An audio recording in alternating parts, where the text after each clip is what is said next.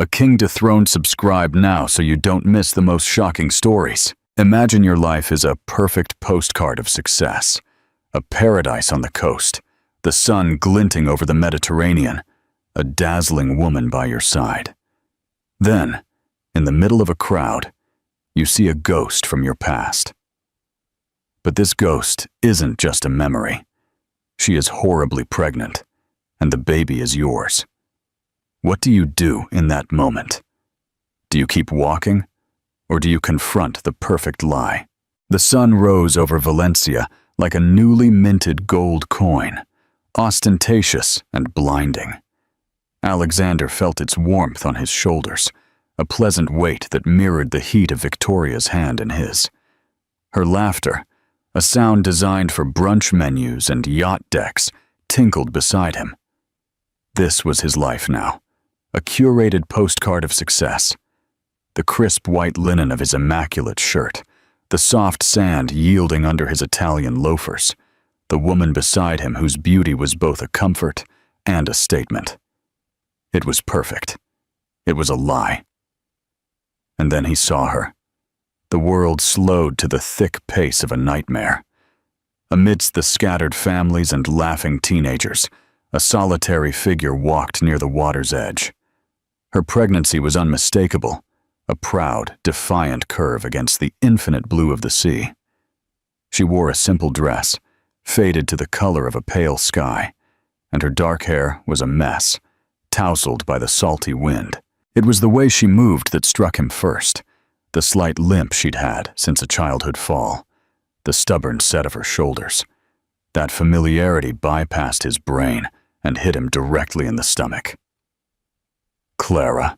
He hadn't seen her in 8 months, since the lawyers had finished cleaning up their shared life, erasing the vows, and leaving only the sterile language of divorce settlements. He had told himself it was for the best, a clean break. He had sent the checks, insulated himself with work and the seamless company of Victoria, and had almost convinced himself that Clara had simply ceased to exist. But there she was, a ghost under the Valencia sun, impossibly real and devastatingly pregnant. His child. The thought was a physical blow, knocking the breath from him. He remembered the last conversation, a frantic, tear-filled call he had taken on his way to a board meeting. "I'm pregnant, Alex. Please, we have to talk." He had dismissed her, a last desperate plea. He told her to have her lawyer contact his. The memory was acidic in his throat. "Alexander, darling, you look like you've seen a ghost," Victoria whispered, her fingers tightening on his hand. Her voice, usually a calming balm, was now a grating intrusion. He couldn't answer. His gaze was fixed on Clara. She had stopped walking, one hand on her lower back, the other cradling her belly. Her face, even at this distance, was etched with a profound weariness that felt like a personal accusation. The ocean breeze plastered the thin fabric of her dress to her body, outlining the swell of her stomach, her new and sacred shape, a shape he had helped create and then abandoned. The feeling of public shame, a sensation he hadn't experienced since he was a child who had wet the bed, washed over him. He was Alexander, a titan of private equity, a man whose image was as carefully managed as his portfolio, and 50 yards away was the living, breathing, pregnant proof of his deepest failure. People were looking. He could feel their eyes, the whispers that would soon ignite the social circuits of the Costa del Azahar. Clara took another step, and then faltered. Her body swayed, a fragile reed in the wind. Her hand went from her belly to her head, as if trying to hold herself together. Her knees buckled. "Oh my God," Victoria whispered, a note of theatrical horror in her voice. "Is that woman all right?" Time seemed to fracture. Part of him, the cold, calculating part that had built his empire, screamed at him to turn around, to walk away, to pretend he saw nothing. It was a PR disaster, a personal catastrophe. Victoria was already pulling on his arm, her self-preservation instinct engaged. "Alexander, let's go. We shouldn't get involved." But his feet were glued to the sand. He saw Clara's face, pale as sea foam.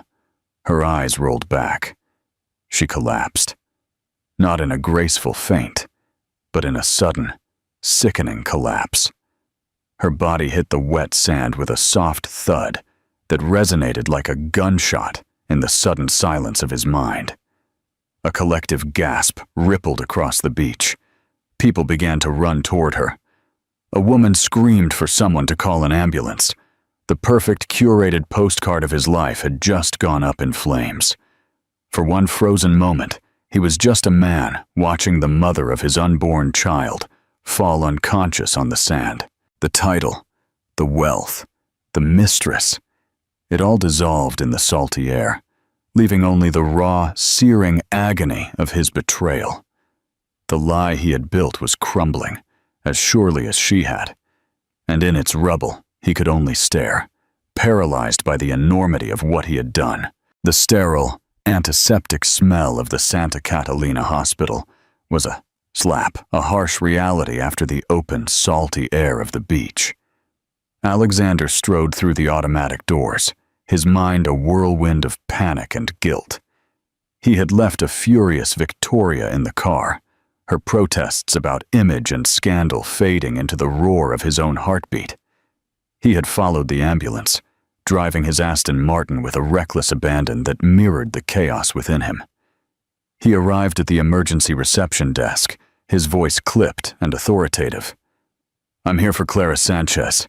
She was just brought in from the beach." The receptionist, a sturdy, tired-eyed woman named Marga, looked up from her computer, unimpressed by his tailored suit or the urgency in his tone. "Are you family?" The question hung in the air, a simple bureaucratic inquiry that cut him to the core. He hesitated. "I'm her ex-husband." The words tasted like ash. Marga's fingers clacked on the keyboard. "Her emergency contact is a Donato Espinosa. He's on his way." "I'm sorry, sir, but due to privacy regulations, I can only give out information to immediate family or the designated contact." "I'm the father of her child," he snapped, feeling the words were as much a desperate declaration as a damning confession. The woman's expression didn't soften. If anything, a flash of disapproval crossed her face. "That doesn't change the paperwork, sir. You'll have to wait in the designated waiting room." She gestured vaguely to a collection of uncomfortable plastic chairs, where people sat in various states of anxious, powerless dread. Alexander, who could get the mayor on the phone with a single text, was being stonewalled by a hospital receptionist. The irony was suffocating. He had willingly signed the papers that had severed their legal ties, effectively erasing his right to be there, to know if she was okay, if their baby was okay. It was a self-inflicted wound, and it was bleeding him dry. He retreated to the waiting room, the harsh fluorescent lights exposing every flaw in his composure. He pulled out his phone, his thumb hovering over Victoria's name. A dozen messages had already come through. "This is a nightmare, Alex. My phone is blowing up. Did you have to run after her like that? Think of the photos. My agent just called. The press is asking for a comment. We have to get ahead of this. Call Andrew. Now." He ignored them all. His mind flashed back to another call, months ago. He was in a company car, stuck in city traffic, on his way to close a major deal. Clara's name had flashed on the screen. He had let it go to voicemail, annoyed by the interruption. He had listened to it later, her voice small and shaky. "Alex, I didn't want to do this over the phone. I'm pregnant. I know everything is a mess, but it's yours. Please, can we just talk? Not with lawyers, just us." He had deleted the message. He had rationalized it as a pathetic last-ditch effort to get back into his life, to get a bigger settlement. He had instructed his lawyer, Andrew, to make it clear that all communication must go through legal channels. He had built a wall of money and lawyers around himself, and now he was on the wrong side of it, desperate to get in. A doctor in blue scrubs emerged from a set of double doors, his face grim. Alexander leaped to his feet, but the doctor walked past him to an elderly couple huddled in the corner. Alexander sank back into his chair, the brief rush of adrenaline leaving him feeling hollow. He was a ghost here, a specter from a past life with no rights in the present. He had paid a fortune to become a stranger to Clara, and the universe, it seemed, had cashed the check. What would you have done in Alexander's shoes? Would you have stayed to face the consequences, or run away to protect your reputation? Let me know in the comments below. Every tick of the clock on the wall was a fresh torment. Was she awake? Was the baby alive? The questions were an incessant pounding against the inside of his skull. He thought of her collapse, the way her body had just given out.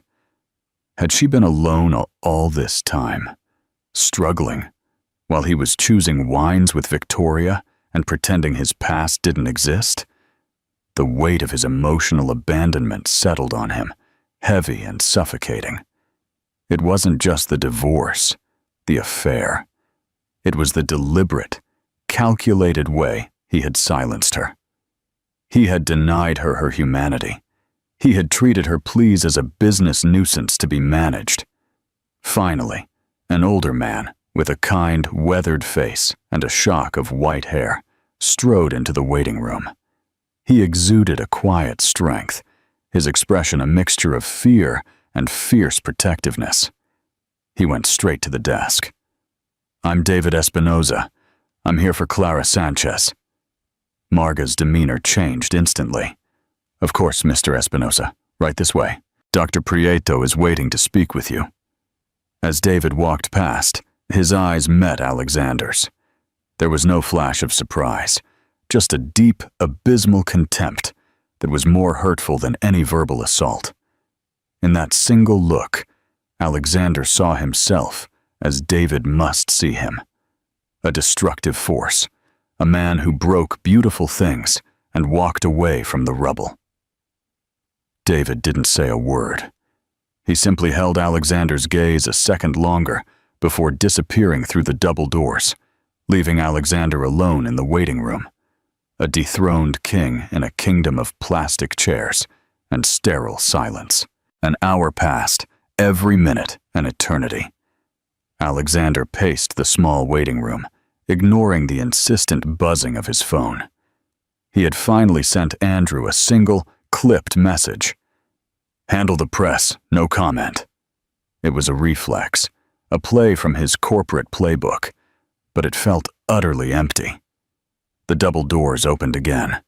David Espinoza emerged, his face still grim, but the sharp edge of panic had softened into something closer to tired resolve. Alexander immediately closed the distance between them. "How is she?" Alexander's voice was hoarse. David stopped, looking at him with the same cold disdain as before. "She's stable. The baby is too for now. Severe dehydration, exhaustion, and a spike in her blood pressure. The doctor called it a pre-eclamptic warning. They'll keep her for observation." The relief, so potent it made him dizzy, flooded through Alexander. "Thank God. Can I see her?" David's laugh was a short, bitter bark. "You really think you have the right to ask that?" "She's carrying my child, David. I have every right." "A right you forfeited when you sent her legal notices instead of answering her calls." David shot back, his voice low but vibrating with anger. "A right you signed away in a document that paid you for the privilege of your own absence. You don't get to waltz in now, smelling of expensive cologne and guilt, and pretend you're anything more than the cause of this." Every word was a perfectly aimed dart, and they all hit their mark. "I didn't know," Alexander said, the excuse sounding pathetic even to his own ears. "I thought she was..." You thought she was lying, trying to manipulate you? David finished, his eyes boring into Alexander's. Because that's what you do, isn't it, Alexander? You evaluate people as threats or as assets. Clara was an asset until she wasn't, so you liquidated her. Did you ever, for 1 second, stop to consider that she was just a person? A terrified, pregnant woman you once promised to love and protect. The truth of the accusation left him speechless. He had done that. He had reduced the woman he once loved, the woman who knew his fears and his dreams, to a line item on a ledger he was trying to close. I want to see her, Alexander repeated, his voice quieter now, stripped of its usual authority. It was a plea.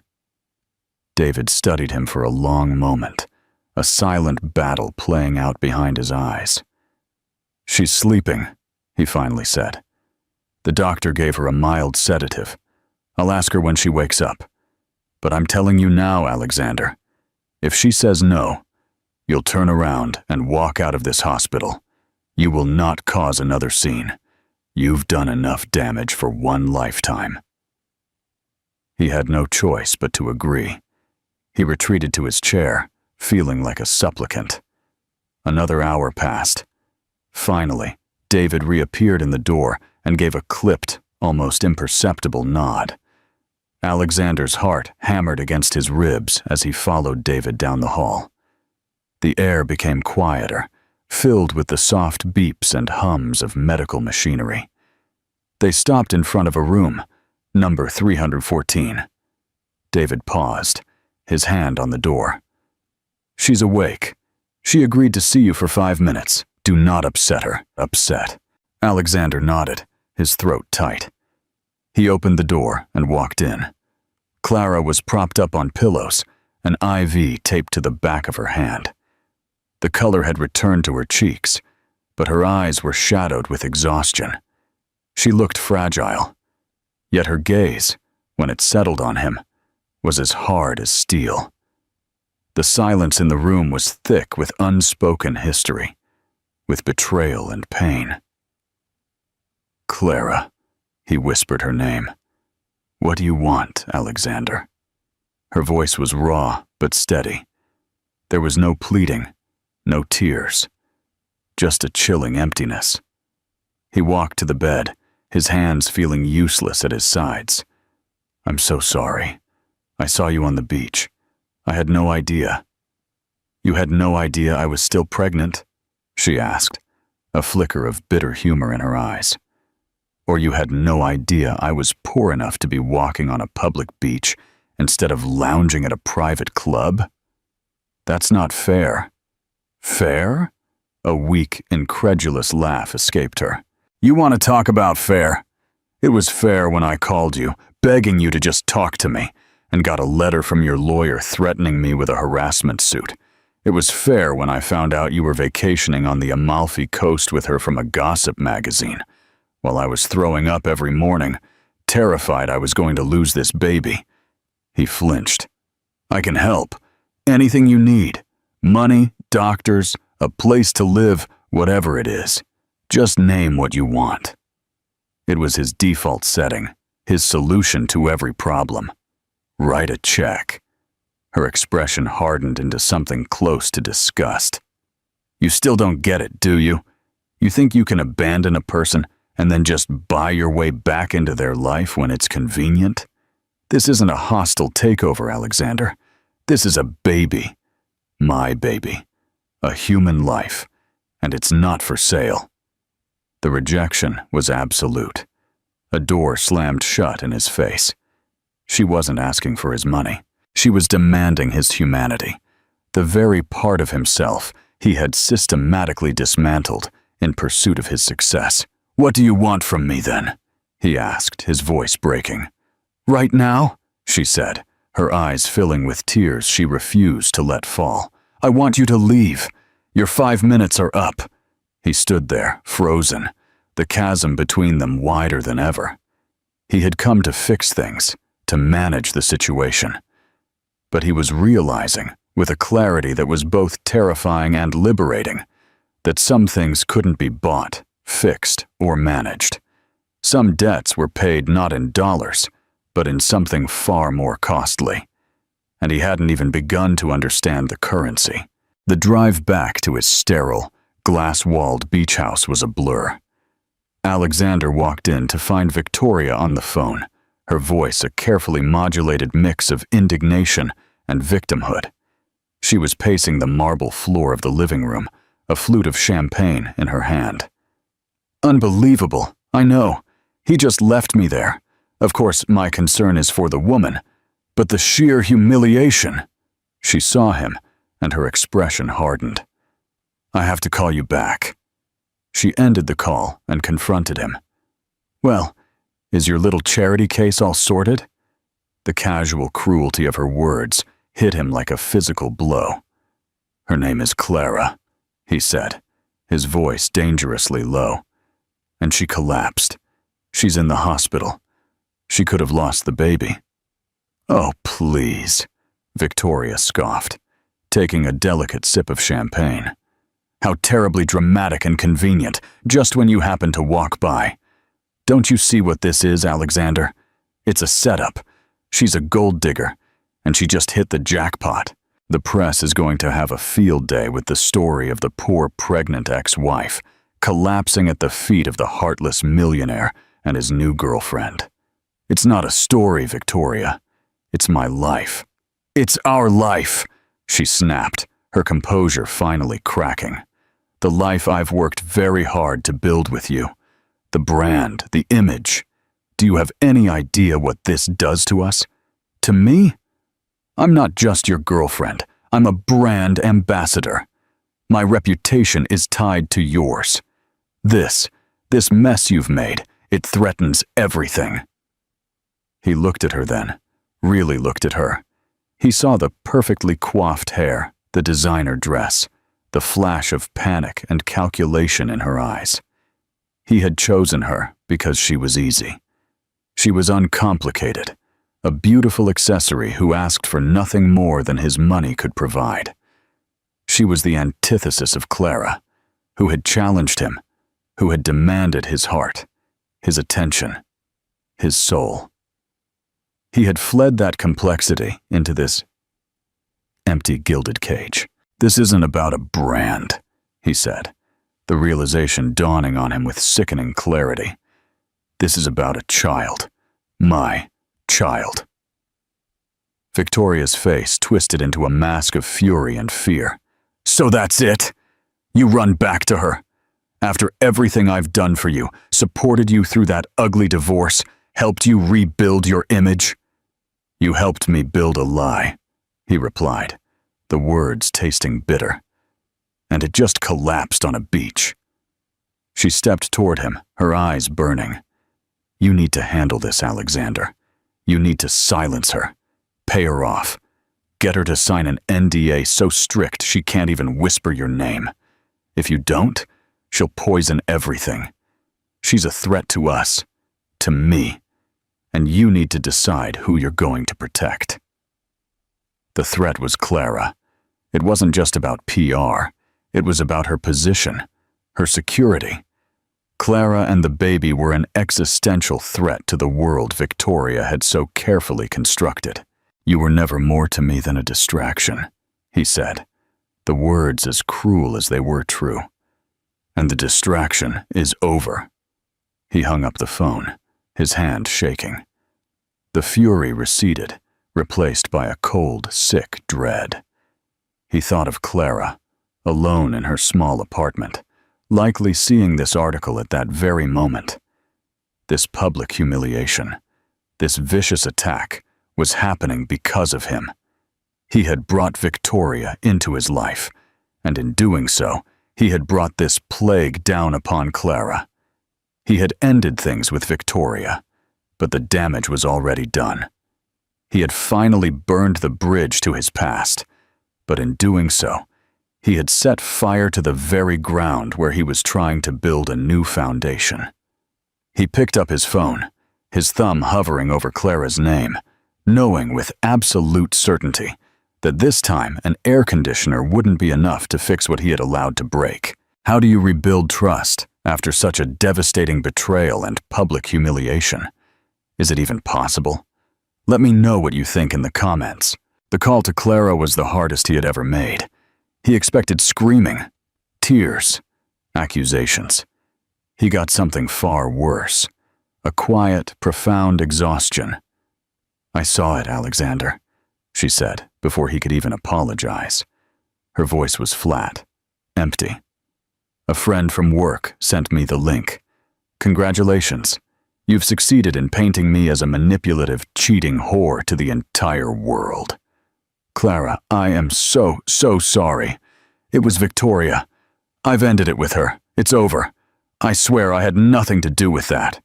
It doesn't matter if you did, or if you just stood by and let it happen," she replied, her voice breaking with a pain that cut him to the core. "The outcome is the same. My name is mud. My picture is everywhere. People I know are looking at me differently. Do you have any idea what that feels like?" He didn't. He had always been the one in control of the narrative, the one who paid publicists to shape his image. He had never been on the receiving end of a public dissection. "I'll fix this," he vowed, reverting to old instincts. "I'll have Andrew issue a statement. We'll sue the blog for defamation. I'll spend whatever it takes to clear your name." "No," she said, her voice firm. "No more statements. No more lawyers. No more public battles. That's your world, Alexander, not mine. Every time you try to fix things, you just make a bigger mess. Just stay away from me. Please, I can't take any more of this. I need to protect myself. I need to protect this baby." She hung up. The finality in her voice was absolute. He had been completely shut out. For the first week, he honored her request. It was agony. He felt like a phantom limb, an amputated part of a family he was desperate to join. The silence was a roar in his ears. He instructed Andrew to issue a single, laconic statement. "The story is a malicious fabrication. Mr. Vera has the utmost respect for his ex-wife, Ms. Sanchez, and asks that the media respect her privacy at this time." And he also had his legal team send a cease and desist letter so threatening that the blog retracted the story within hours. But the damage was done. The lie was out there, living in social media feeds and in the minds of strangers. He realized she was right. His methods, the money, the power, the legal threats, were a foreign language in the country of her pain.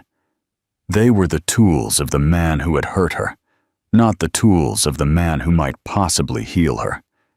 He needed a new currency, so he started showing up. Not with grand gestures, but with quiet consistency. He learned her schedule through David.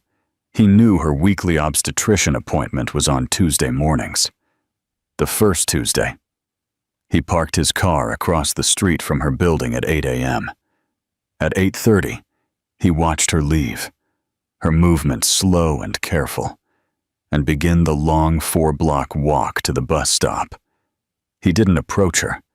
He just watched, his heart aching with every step she took. The next Tuesday, he did the same.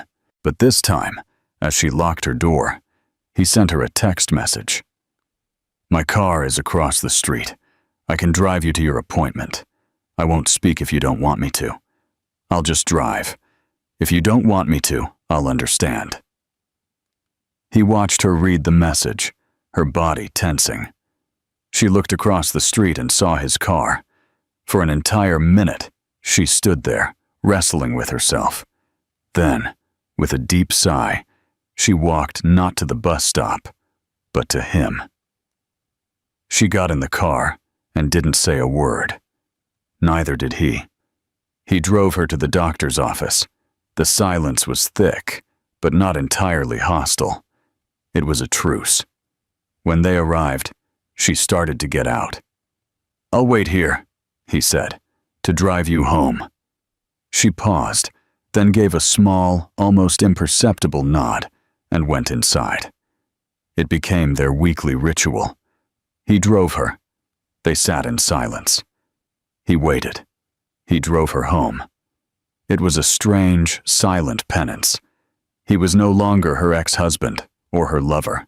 He was her chauffeur, a background character in the story of her pregnancy.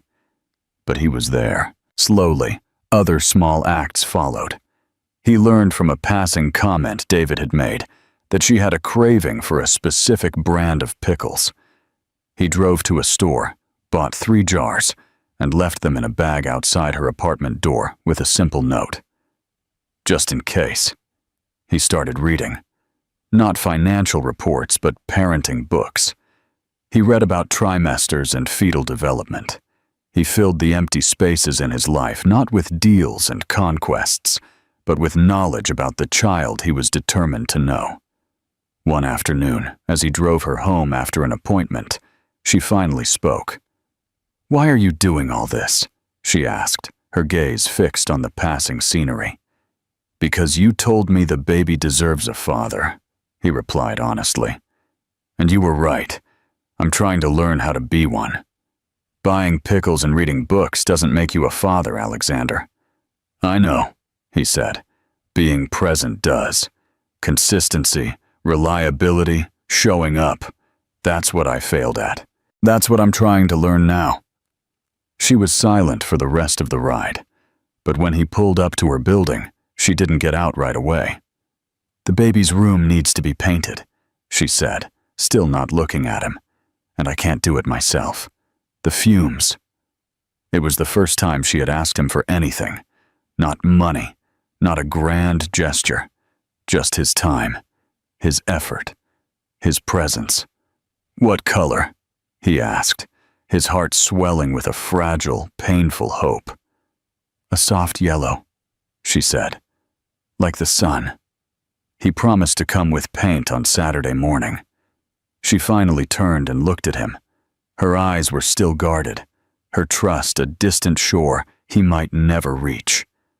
But for the first time, he saw something other than pain in them. It was a flicker of recognition. A recognition that his new currency, the simple, unglamorous currency of showing up, was finally beginning to register. Saturday arrived, and Alexander showed up not in a sports car, but in a rental van, loaded with cans of low VOC paint, rollers, brushes, and drop cloths. He spent the entire day in Clara's small, stuffy spare room, taping the edges, and methodically painting the walls a pale yellow. Clara stayed in the living room, ostensibly on bed rest, but he could feel her presence, her quiet observation of his work. They didn't talk much. He would ask a question. "Do you want me to paint the trim white?" And she would give a simple answer. But the shared space, the domesticity of the task, began to erode the formal distance between them. He saw her world up close, the worn armchair, the second-hand books covering the shelves, the single-framed photo of her late mother on the mantel. This was the life she had built from the ashes of the one he had burned. It was small and humble, but it was hers, and it was real. The quiet, steady rhythm of their lives continued for weeks. The Tuesday drives, the occasional errand. He assembled a crib for her, his brow furrowed in concentration over the inscrutable instructions. He installed baby gates, even though she was months away from needing them. Each task was a small, steady brick in a foundation he was desperately trying to lay. He was becoming a fixture, a reliable presence that no longer made her flinch. Trust wasn't spoken, but it was there, a fragile shoot in the scorched earth of their past. Then came the call. It was just after 2 a.m. on a Tuesday in late autumn. He was asleep in his city apartment when his phone rang on the bedside table. He saw her name and woke instantly. His blood turned to ice. "Alexander." Her voice was tight with pain, breathless. "Clara, what's wrong? Is it the baby?" I don't know," she gasped. "I have cramps, really bad, and I think my water just broke. It's too early, Alex. I'm only 34 weeks. Panic, cold and sharp, flooded him. "I'm on my way. Call 911. "No, there's no time. I can't. David is away. I tried to call a taxi. They said it would be 40 minutes.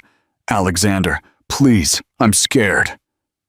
The raw fear in her voice erased any remaining distance between them. She had called him. In her moment of terror, she had reached for him.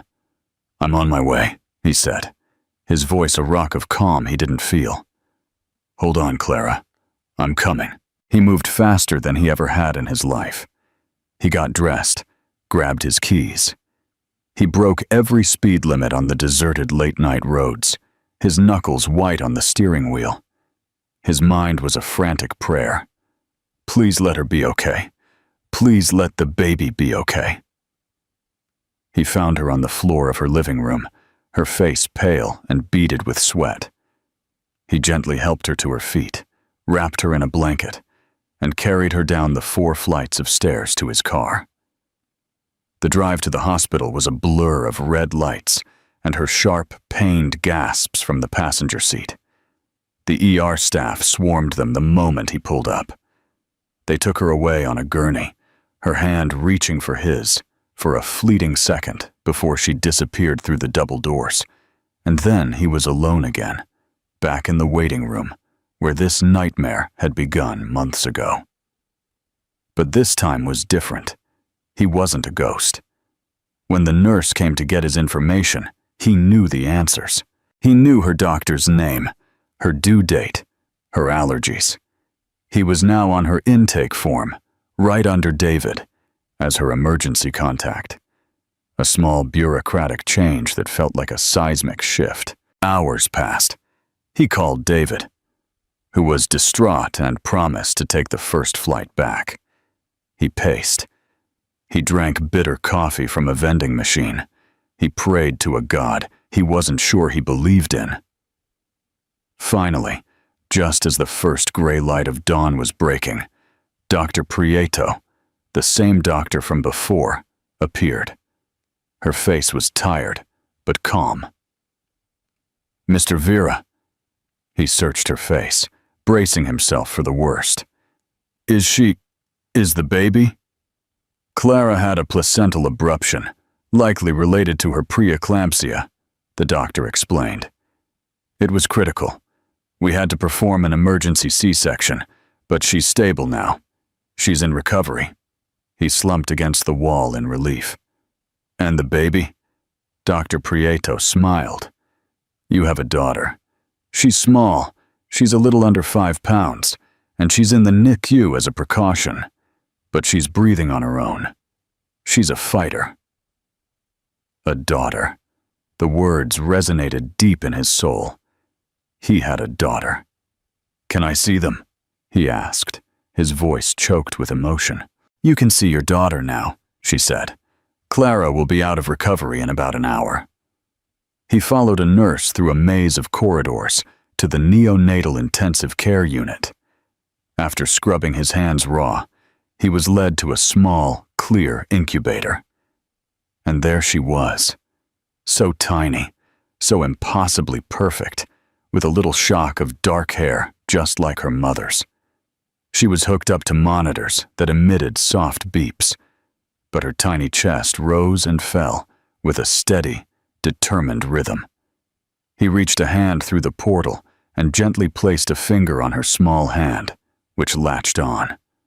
Her impossibly tiny fingers curled around his. In that moment, the entire world fell away. The money, the power, the mistakes, the betrayals. None of it mattered. All that existed was the overwhelming, terrifying, unconditional love for this one small, fragile human being. This was his daughter, his responsibility, his redemption. He too didn't know how long he stood there, just watching her breathe. When he finally went to Clara's room, he found her awake, pale but lucid. He walked to the bed, his heart too full for words. She looked at him, her eyes filled with the same awe and exhaustion he felt. "Did you see her?" Clara said, a tear rolling down her cheek. "She's perfect," he managed to say. "She's beautiful, just like her mother." He sat in the chair beside her bed and, for the first time, took her hand. She didn't pull away. They sat in an exhausted, shared silence. They were no longer exes. They were no longer adversaries. They were simply two parents, forever linked by a fierce, miraculous love for the little girl fighting for her life one floor below. The longest night of their lives was over, and in its wake, a new, uncertain day was dawning. 2 weeks later, the baby, whom Clara had named Hope, was discharged from the NICU. The apartment he had once seen as a symbol of her struggle was now a baby's room, bathed in the soft yellow light of the walls he had painted. It was cluttered with diapers, bottles, and the beautiful chaos of a new life. Their new reality was a strange dance of co-parenting. It wasn't a rekindled romance. There were no grand declarations of love or forgiveness.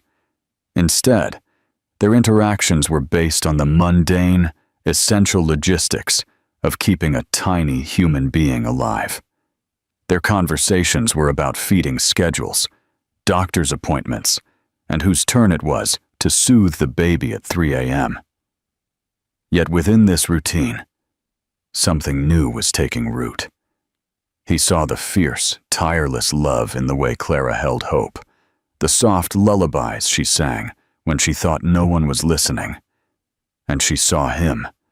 She saw him expertly swaddle their daughter, a skill he had learned from a YouTube video at 4 a.m. She saw him pace endlessly in the small living room, rocking a fussy Hope on his shoulder until she finally fell asleep. She saw him not as the billionaire who had abandoned her, but as Hope's father, a man who showed up, a man who stayed. That evening, an autumn chill rattled the window panes. Hope was sleeping in her bassinet next to the sofa, making soft, cooing sounds. Alexander had just finished washing the dishes from dinner, Chinese takeout eaten from their cartons, while Clara watched him, a thoughtful, unreadable expression on her face. He dried his hands and sat in the worn armchair across from her. The silence was comfortable now, a shared space rather than an empty one. "David called today," she said, her voice soft. "He's happy you've been here." "I'm glad to be here," he said, simply. It was the truest thing he had ever said. The boardrooms and billion-dollar deals of his old life felt like a dream from another existence. This small apartment, with the scent of baby powder and the quiet breathing of his daughter, felt like the only real place in the world. "This is hard, Alexander," she admitted, finally looking at him. "Seeing you here, remembering everything. Sometimes I'm still so angry with you I can barely breathe."